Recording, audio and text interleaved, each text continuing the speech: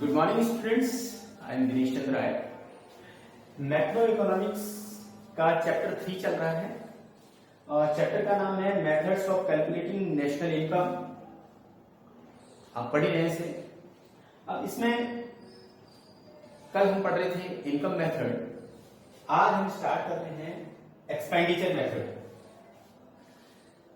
Expenditure method में numerical बाद में करेंगे, पहले थोड़ा सा उसकी थ्योरी को समझ लें। देखिए, एक जनरल सी चीज आपको बताना चाहता हूं, एक छोटा सा एग्जांपल देना चाहता हूं। सपोज हमें अपनी एक मंथ की इनकम कैलकुलेट करनी है, तो हम उसे दो तरीके से कर सकते हैं। एक तो इस तरीके से कर सकते हैं कि उस मंथ में हमारे कौन कौन से सोर्सेज से हमारे पास इनकम आई उनको ऐड कर लें।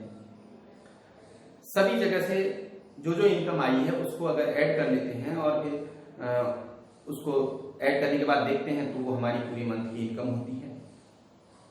दूसरी बात, अगर हमें पूरे मंथ की इनकम दूसरे तरीके से कैसे देख सकते हैं, हम ये देख सकते हैं कि हमने मंथ में कहां कहां खर्च किया, कितने एक्सपेंडिचर्स हमारे पूरे मंथ के हैं।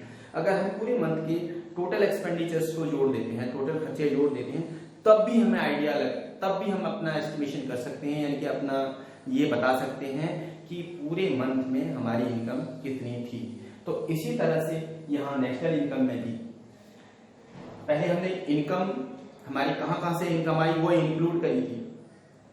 अब यहाँ पर हमें देखना है एक्सपेंडिचर मेथड से। अब इसमें हम अपने एक्सपेंडिचर्स जोड़ते हैं, पूरी कंट्री के एक्सपेंडिचर्स जोड़े जाते हैं और एक्सपेंडिचर्स को जब जोड़ देते हैं, खर्चे जोड़ते हैं, तो उस मेथड को हम एक्सपेंडिचर मेथड कहते हैं। थोड़ा सा इसे और समझ लें। This method measures national income as sum total of final expenditures incurred by households, firms, government and foreigners।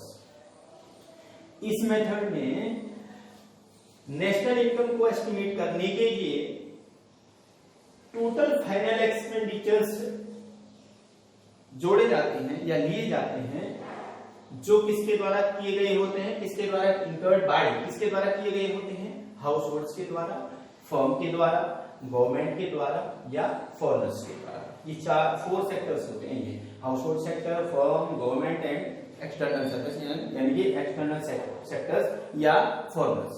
इनके द्वारा जो भी एक्सपेंडिचर पूरे फाइनेंशियल ईयर में किए जाते हैं, उनको जब हम ऐड कर लेते हैं एक साथ, तो उससे हम जो एस्टिमेशन करते हैं अपनी कंट्री की इनकम का, that is called expenditure method. It is also known as income disposable method. तो इसे इनकम डिस्पोजेबल मेथड भी कहते हैं, इसका दूसरा नाम। अब इसके कंपोनेंट्स ऑफ एक्सपेंडिचर मेथड्स, इसके कौन कौन से कंपोनेंट्स हैं, कौन कौन से पार्ट हैं, कौन कौन से हिस्से हैं। There are 3 components. फर्स्ट है final consumption expenditure, second gross domestic capital formation, third net export. अब इसमें फाइनल कंजम्पशन एक्सपेंडिचर, इसको भी 2 पार्ट में स्प्लिट किया जाता है। पहला है प्राइवेट फाइनल कंजम्पशन एक्सपेंडिचर, दूसरा है government final consumption expenditure. Private final consumption expenditure में सारे वो खर्चे आते हैं जो कोई हाउस होल्ड करता है या कोई प्राइवेट, कोई भी व्यक्ति, कोई भी फर्म, कोई भी करती है, तो वो सारे क्या हैं, ये प्राइवेट फाइनल कंजम्पशन एक्सपेंडिचर में आते हैं। अब दूसरा government final consumption expenditure. Government जो भी कंजम्पशन एक्सपेंडिचर, चाहे वो पब्लिक वेलफेयर के लिए करे, चाहे वो उसको लॉ एंड ऑर्डर मेंटेन करने के लिए करे, चाहे वो गवर्नमेंट उसे डिफेंस के लिए खर्च करे, जितने भी गवर्नमेंट के जो एक्सपेंडिचर्स होते हैं, कंजम्पशन एक्सपेंडिचर्स, यहां पर ध्यान रखना है, इसमें कंजम्पशन एक्सपेंडिचर्स आएंगे, इसमें इन्वेस्टमेंट वाले नहीं आएंगे। तो जो कंजम्पशन एक्सपेंडिचर गवर्नमेंट के हैं सबको ऐड कर दिया जाता है, यानी कि 2 पार्ट हो गए, एक प्राइवेट और एक गवर्नमेंट के। तो इसे बोलेंगे फाइनल कंजम्पशन एक्सपेंडिचर। अब उसके बाद सेकंड पार्ट है gross domestic capital formation. Gross domestic capital formation के दो पार्ट हैं, gross domestic fixed capital formation और चेंज इन स्टॉक यानी इन्वेंट्री इन्वेस्टमेंट भी इसे कहते हैं। अब इसमें gross domestic fixed capital formation में, gross domestic fixed capital formation का मतलब है यानी कि पूंजी निर्माण यानी कि इन्वेस्टमेंट। अब इसमें जो भी डोमेस्टिक फिक्स्ड इन्वेस्टमेंट किए जाते हैं, जैसे कि प्लांट एंड मशीनरी पर खर्च किया जाता है, और या आप कह सकते हैं कि कोई हाउस होल्ड अपना घर बना रहा है उसके लिए खर्च किया जाता है, या गवर्नमेंट कोई फ्लाईओवर बना रही है, ब्रिज बना रही है, रोड बना रही है, उन सब में जो भी खर्च होता है that is called gross domestic fixed capital formation, क्योंकि वो इन्वेस्टमेंट है। और सेकंड है change in stock. Change in stock को भी इसमें इंक्लूड किया जाता है। तो चेंज इन स्टॉक का मतलब इन्वेंट्री इन्वेस्टमेंट। सपोज अब चेंज इन स्टॉक को कैसे समझ लें कि इसका फॉर्मूला यही होता है closing stock minus opening stock. तो अब क्लोजिंग का मतलब है कि सपोज हमारे फाइनेंशियल ईयर के लास्ट में हमारे पास जो स्टॉक है वो 15 टन है, एक एग्जांपल ले लेते हैं, और स्टार्टिंग में जो है ओपनिंग स्टॉक था 5 टन, तो इट मींस कि हमने 15 में से 5 माइनस करके 10 टन जो भी हमारा वो स्टॉक रह गया उसकी जो मनी वैल्यू है उसको भी हम इसमें इंक्लूड कर देंगे, क्योंकि वो हमारा उस साल का खर्चा होगा, क्योंकि हमने 5 हमारे पास पहले से था और 15 हमारे लास्ट में बच गया, तो उसमें से 5 माइनस करके यानी कि 10 टन जो है वो हमने उस साल खरीदा है, तो उस पर खर्च किया है, तो वो से भी इसमें इंक्लूड कर देंगे, यानी इन्वेंट्री इन्वेस्टमेंट में आ जाएगा ये ग्रॉस डोमेस्टिक इन्वेस्टमेंट के ग्रॉस डोमेस्टिक कैपिटल फॉर्मेशन के दो पार्ट। उसके बाद थर्ड है नेट एक्सपोर्ट। नेट एक्सपोर्ट कहते हैं एक्सपोर्ट माइनस इंपोर्ट। अब यहां समझने वाली बात है, एक्सपोर्ट में से इंपोर्ट को माइनस करना है, सिंपल सी बात है, क्योंकि एक्सपोर्ट जब हम किसी अपने जो भी प्रोडक्शन है हमारे कंट्री का, उसको हम जब अपने प्रोडक्शन को यानी अपनी वस्तुओं को विदेश भेजते हैं तो वो एक्सपोर्ट होता है। उसमें मनी फ्लो क्या होता है, इनफ्लो होता है, मनी हमारे कंट्री में आती है, जब हम वस्तुओं को बेचते हैं बदले में मनी आती है। और import X minus M, import करते हैं, एम फॉर इंपोर्ट, इंपोर्ट करते हैं तो उसमें हम वस्तुओं को मंगाते हैं, उसके बदले में क्या है मनी को पेमेंट करते हैं, तो आउटफ्लो होता है। तो क्या है कि एक्सपोर्ट में से इंपोर्ट यानी कि जितनी पैसा हमारी कंट्री में आ रहा है उसमें से जितना चला गया उसे माइनस कर दें तो वो नेट एक्सपोर्ट होता है, तो उसको भी इसमें इंक्लूड करते हैं। 3 कंपोनेंट इसके हैं, 3 कंपोनेंट्स। तो इस तरह से अब आप एक्सपेंडिचर मेथड को समझ गए, उसके कंपोनेंट समझ गए। अब इसकी बात करते हैं इसके प्रिकॉशंस। बस सिंपल आपको आसान से तरीके से समझना है। इसमें कुछ बातें ध्यान रखनी होती हैं, क्या क्या चीजें इंक्लूड होनी चाहिए क्या।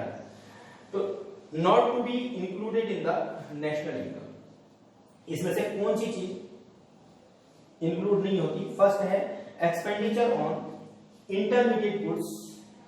देखिए अब कभी कभी क्या आता है कि क्वेश्चन आ जाता है, कभी कभी ये आइटम भी दी रहती है कि expenditure on intermediate goods, exam में आ जाता है, ये इंक्लूड होगा या नहीं होगा। आपने लिख दिया नहीं, नो, तो मार्क्स नहीं मिलेगा, आपको उसका रीजन भी देना है साथ में क्यों नहीं होगा। तो यहां पर एक्सपेंडिचर ऑन इंटरमीडिएट गुड्स, तो इंटरमीडिएट गुड्स पर जो भी खर्च किया जाता है उसको इंक्लूड नहीं करते। क्यों नहीं करते? Because it is already included in the value of final expenditure. क्यों? क्योंकि ये पहले से ही जब अगर फाइनल एक्सपेंडिचर में वो वैल्यू ऐड हो जाती है। दूसरा है ट्रांसफर पेमेंट्स। ट्रांसफर पेमेंट्स भी इंक्लूड नहीं होती, इसलिए नहीं होती बिकॉज क्योंकि these are not related to any productive activities. ये किसी प्रोडक्टिव एक्टिविटीज से रिलेट नहीं करती, क्योंकि ट्रांसफर पेमेंट बिना प्रोडक्टिव एक्टिविटी के मिलती हैं, तो इसलिए इसे भी इंक्लूड नहीं करते। थर्ड है purchases on second hand goods. जो सेकेंड हैंड गुड्स को हम परचेज करते हैं तो उनको भी, उन पर किया गया खर्च भी इसमें इंक्लूड नहीं होता।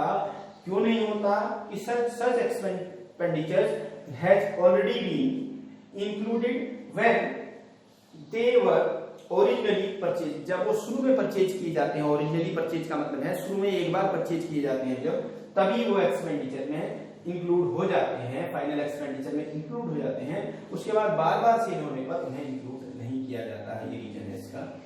उसके बाद फोर्थ है purchase of financial assets. Financial assets को परचेज जब करते हैं तो उसे भी हम नेशनल इनकम में इंक्लूड नहीं करते। फाइनेंशियल एसेट्स क्या आती हैं? सच एज जैसे कि शेयर्स, डिवेंचर्स एटसेट्रा। मान लो एक शेयर खरीदने किसी कंपनी के किसी को, तो क्या होता है कि वो जो शेयर खरीदता है तो उसका रीजन क्या है? रीजन ये है कि उसमें कैश फ्लो नहीं होता। तो because such transactions do not contribute to current flow of goods and services. क्योंकि current flow goods and services का कोई फ्लो नहीं होता, ना वस्तुएं इधर जा रही होती है ना उधर आ रही होती हैं। वो शेयर खरीद तो लेते हैं लेकिन वस्तुएं जिसका शेयर केवल टाइटल चेंज होता है, उसमें क्लेम चेंज होता है, यानी क्लेम आप ले सकते हैं या टाइटल आपके नाम से वो हो जाते हैं, चेंज हो जाते हैं, लेकिन उसमें गुड्स एंड सर्विसेज का जो क्या है करंट फ्लो है वो नहीं होता। और क्योंकि जब हम किसी चीज को परचेज कर रहे हैं तो उस पर एक्सपेंडिचर कर रहे हैं तो उसका फ्लो होना भी जरूरी है। यानी कि जब कुछ चीज को खरीदेंगे तो वस्तु आपके पास आनी चाहिए, लेकिन क्या होता है कि उसका कोई फ्लो नहीं होता, वो क्या होती है केवल टाइटल चेंज हो जाता है। इसलिए इसको भी हम नेशनल इनकम के एस्टिमेशन में इंक्लूड नहीं करते।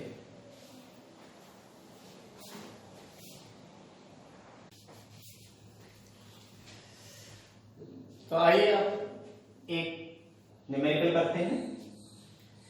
Calculate gross national product at factor cost. निकालना क्या है? Gross national product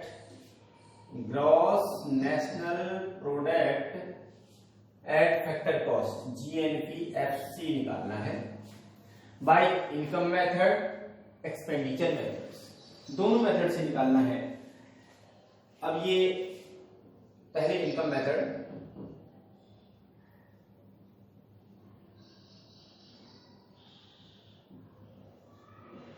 income method से करते हैं। सबसे पहले formula COE plus OS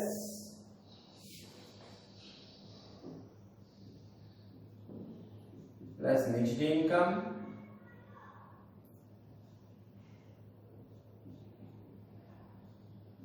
NDPFC, और हमें क्या बनाना है? GNPFC। तो नेट का हम देखिए यहाँ कंपनसेशन ऑफ एम्प्लॉय जानते हैं आप, plus operating surplus plus mixed income, तीनों को ऐड करके NDPFC होता है, net domestic product at factor cost. देखिए अब इसमें ग्रॉस बनाना है हमें, तो नेट से ग्रॉस बनाने के लिए हम करेंगे इसमें प्लस डेप्रिसिएशन, डेप प्लस कर देंगे तो ये बन जाएगा GDPFC, और हमें चाहिए GNPFC। अब यहाँ डोमेस्टिक से नेशनल बनाना है तो इसे प्लस NFIA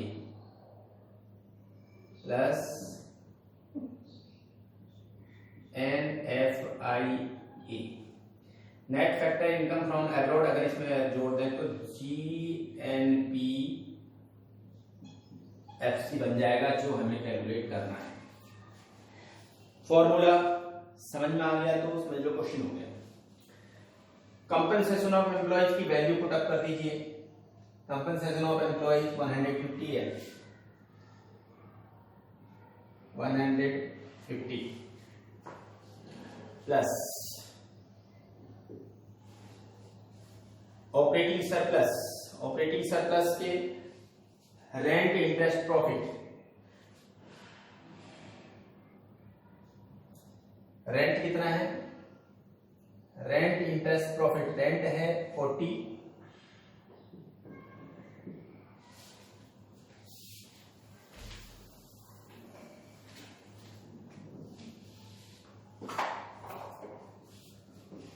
थोड़ा आगे से 40 प्लस इंटरेस्ट कितना है, रेंट इंटरेस्ट, इंटरेस्ट भी 40 है, रेंट भी 40 and interest plus profit, profit है 100, ये तीनों जोड़ दें तो 180, ये ऑपरेटिंग सरप्लस हो गया, प्लस हो गया ये। और मिक्स्ड इनकम इसमें कहीं गिवन नहीं है तो 0।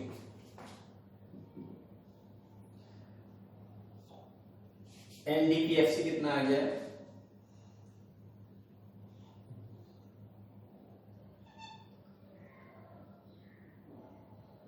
$330, ये एनडीपीएफसी हो गया। इसमें डेप्रिसिएशन प्लस करना है, डेप्रिसिएशन है, डेप्रिसिएशन या तो डेप्रिसिएशन दिया हुआ है, कंजम्पशन ऑफ फिक्स्ड कैपिटल दिया होगा, कंजम्पशन ऑफ फिक्स्ड कैपिटल को ही हम डेप्रिसिएशन कहते हैं। कंजम्पशन ऑफ फिक्स्ड कैपिटल 15 है, 15 जोड़ दो,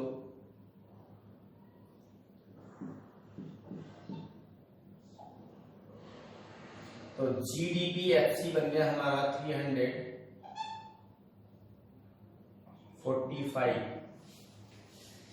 अब इसमें NFIA, net factor income from abroad, factor income from abroad, यहाँ फैक्टर इनकम लिखा है, यहाँ नेट फैक्टर इनकम लिखा है। नेट का मतलब होता है कि एब्रॉड से जो आई हुई है उसमें से जो एब्रॉड को गई है उसे माइनस कर दो, तो फ्रॉम एब्रॉड कितनी है,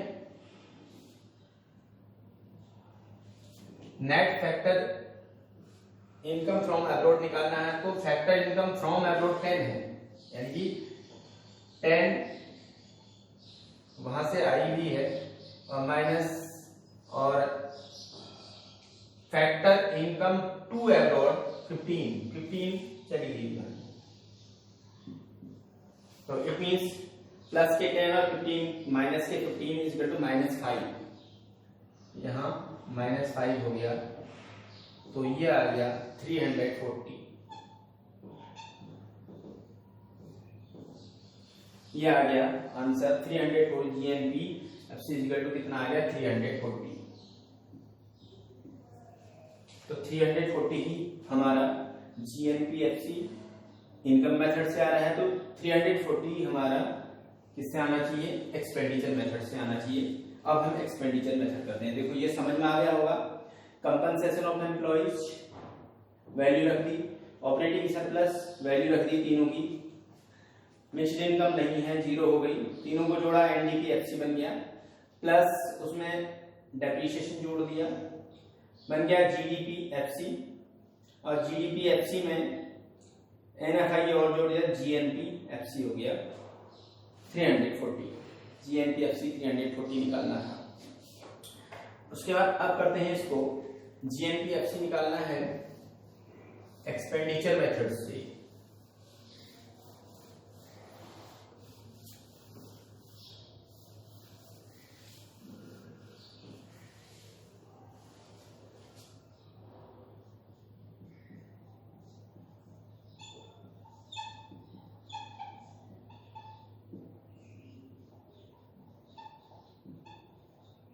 एक्सपेंडिचर मेथड से निकालना है।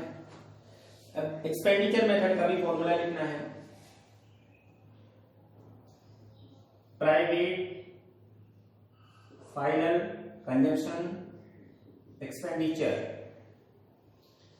Plus government final consumption expenditure plus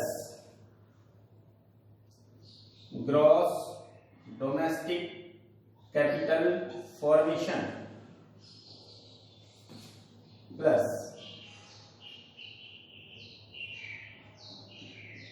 net export अब ये चारों मिलाकर के private final consumption expenditure, government final consumption expenditure, gross domestic capital formation और नेट एक्सपोर्ट, ये चारों मिलाकर के ये बन जाता है GDPMP। यहाँ ध्यान रखेंगे इससे क्या बनता है, private final consumption expenditure, government final consumption expenditure, gross domestic capital formation, net export, चारों मिलाकर के क्या बन गया, gross domestic product at market price. अब हमें निकालना है GNPFC। उसके बाद अब हम इसको चाहे तो इसको MP का FC पहले बना लो, चाहे इसका डोमेस्टिक का नेशनल पहले बना लो, कुछ भी पहले कर सकते हैं। चलो मैं MP का FC पहले बना लेता हूं। तो GDPFC जब मार्केट प्राइस के फैक्टर कॉस्ट पे आते हैं तो -NIT होता है, -NIT। नेट इनडायरेक्ट टैक्स का मतलब होता है कि इनडायरेक्ट टैक्स माइनस सब्सिडीज। और उसके बाद अब ये बन गया GDPFC। अब यहाँ हमें बनाना है इसका GNPFC। तो डोमेस्टिक का नेशनल बनाने के लिए प्लस NFIA जोड़ देते हैं, तो GNPFC बन गया। सिंपल फॉर्मूला पहले लिख लिया, अब कहीं कंफ्यूजन नहीं, बस वैल्यू रखनी है। प्राइवेट फाइनल कंजम्पशन एक्सपेंडिचर है कहीं लिखा हुआ, ये है private final consumption expenditure 220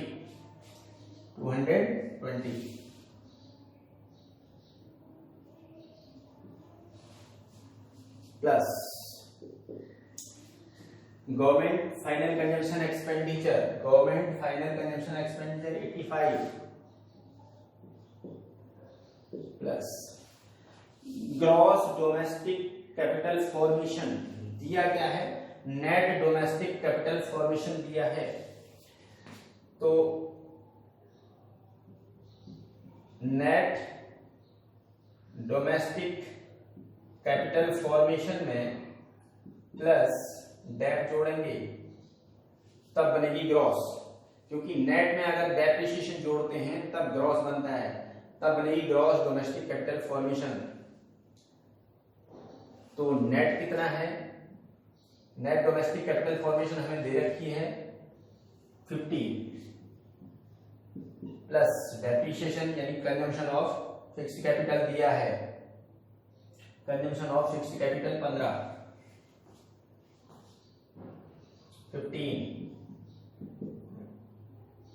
65 net domestic capital formation 50 और कंजम्पशन ऑफ फिक्स्ड कैपिटल 15, दोनों मिला लेंगे 65। तो 65 हमारा हो गया ग्रॉस डोमेस्टिक कैपिटल फॉर्मेशन। ये ध्यान रखना है क्या दिया है यहाँ और क्या हमारा होना चाहिए। उसके बाद है नेट एक्सपोर्ट माइनस इंपोर्ट, यानी एक्सपोर्ट की वैल्यू कितनी दे रखी है, नेट एक्सपोर्ट का मतलब होता है एक्सपोर्ट माइनस इंपोर्ट, यानी x माइनस m। तो एक्सपोर्ट कितना है, एक्सपोर्ट है हमारा 20 और इंपोर्ट है 25। 20 माइनस 25 इज इक्वल टू -5, तो यहां लिखना है -5।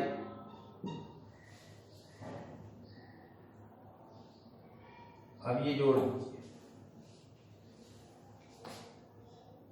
पहले इतना ये जोड़ लो,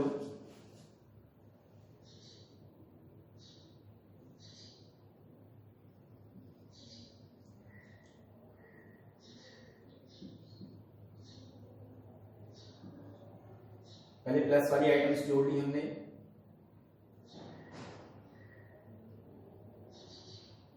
इसमें से -5 माइनस कर दिया तो 365, तो यहाँ आ गया 300,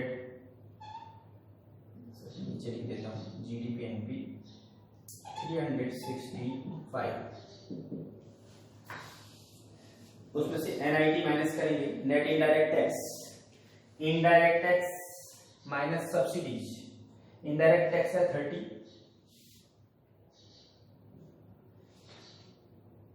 इनडायरेक्ट टैक्सेज हैं 30 माइनस सब्सिडीज हैं 10,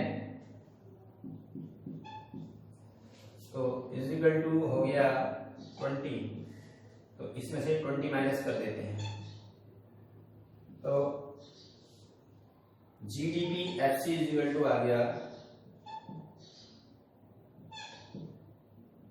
345। अब NFIA net factor income from abroad, factor income from abroad है 10 माइनस 2 एब्रोड है, फैक्टर इनकम टू एब्रोड है 15 इज इक्वल टू -5। तो इसमें -5 और कर देंगे, इज इक्वल टू आ गया 340। ये GNP-FC 340 आ गया, 340 पहले आया था। तो इस तरह से एक बार और समझ लीजिए एक्सपेंडिचर मेथड को। भी मैंने पहले आपको थ्योरी समझाई है, private final consumption expenditure, government final consumption expenditure और ग्रॉस डोमेस्टिक कैपिटल फॉर्मेशन। ये ग्रॉस डोमेस्टिक कैपिटल फॉर्मेशन को भी मैंने दो बताए थे इसके, यानी कि दो पार्ट बताए थे। एक तो होता है gross domestic fixed capital formation, जो कि इसमें कहीं दिया हुआ नहीं है, और दूसरा होता है change in stock. Change in stock इसमें दिया है, अगर ये ग्रॉस डोमेस्टिक कैपिटल फॉर्मेशन, क्योंकि हमें यहाँ पर डोमेस्टिक कैपिटल नेट का ग्रॉस बना दिया, जब हमने ग्रॉस डोमेस्टिक कैपिटल फॉर्मेशन बना दिया तो फिर हमें चेंज इन स्टॉक लिखने की जरूरत नहीं है, क्योंकि वो उसका पार्ट है। अगर हमने यहाँ नेट को हमने ग्रॉस बना दिया डेट जोड़ के, जब हमने डेट जोड़ के ग्रॉस डोमेस्टिक कैपिटल फॉर्मेशन बना दिया, तो फिर ग्रॉस डोमेस्टिक कैपिटल फॉर्मेशन के दो पार्ट हैं, gross domestic fixed capital formation, change in stock, दो पार्ट है। तो चेंज इन स्टॉक जोड़ने की जरूरत नहीं, क्योंकि वो पहले ही हम ग्रॉस बना चुके उसे, तो इसलिए इसे नहीं लिया गया। ग्रॉस डोमेस्टिक कैपिटल फॉर्मेशन हमने इसमें डेट जोड़ के बना दिया, ये हो गया। और फिर नेट एक्सपोर्ट माइनस इंपोर्ट 5 हो गया, सबको ऐड कर दिया तो 365 हो गया। GDP-MP, उसमें से NIT माइनस कर दिया तो GDP-FC हो गया 345, उसमें NFIA ऐड कर दिया, यानी कि फैक्टर इनकम फ्रॉम एब्रोड से टू एब्रोड को माइनस कर दिया, तो यहाँ 5 आ गया, तो 5 माइनस होकर के ये आ गया 340।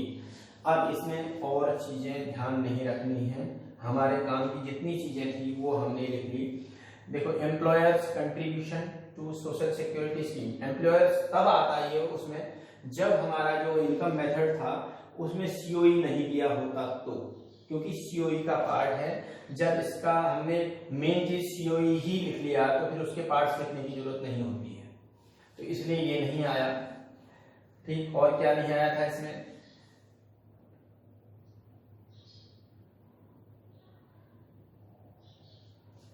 और तो लगभग सभी हो गए। तो ये क्वेश्चन इस तरह से